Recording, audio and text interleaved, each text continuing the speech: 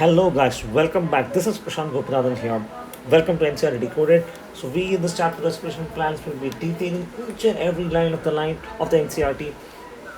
Right? So why are we doing this? Because we know that if you want to qualify in exam, the very fundamental thing that you should do is to decode, is to analyze, is to interpret line by line, word by word, figure by figure of the NCRT.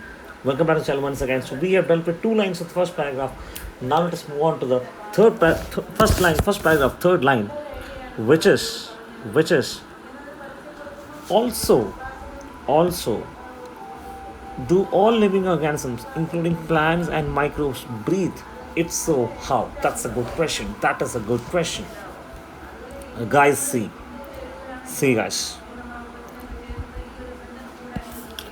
The question here is, we as human beings, right? So we as human beings, do we breathe?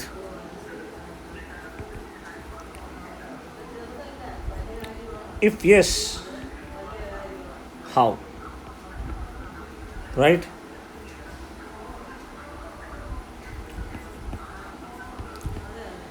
So we know that we of course breathe, right? Because we have a well-defined exchange of gases. We have a well-defined exchange of gases, and we have, for that reason, we have the beautifully designed the respiratory system. Am I correct, guys? Yes. So, do human beings breathe? Yes. But the question here is, do plants breathe?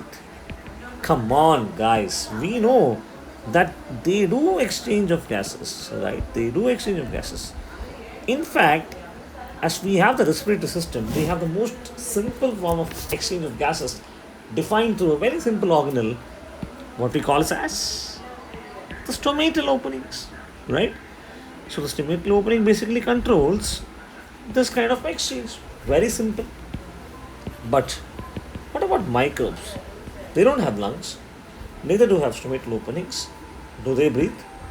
They also breathe in oxygen and leave out carbon dioxide. But what is the mechanism here? The mechanism here is microbes, is nothing but simple diffusion. So the mechanism in microbes for the exchange of gases, and thus the proof that they do breathe, is through nothing but the basic process of simple diffusion. Now guys, what is the conceptual part here? If you observe, microbes to plants, plants to human beings, well, basically the y-axis, the complexity of life increases. Am I correct? Complexity of life increases, and as such, exchange of gases remains the same, but the mechanism of which, simple diffusion, increases in complexity to stomatal opening, increases in complexity to respiratory system. See guys, this is what I'm talking about. Each and every line of the NCRT has a message to be conveyed, has a deeper meaning. And what was the deeper meaning here? If the question is, how do microbes and plants breathe? They are talking not only about the breathing mechanism, they are also giving a hint towards possible form of evolution, simple mechanism of diffusion to complex mechanism of respiratory system. That's it guys for this video. See you in the next video with the next line, second paragraph of this chapter, respiration plants, second paragraph, first line. See you in the next video. This is Prashant Gopinathan signing off from the signing.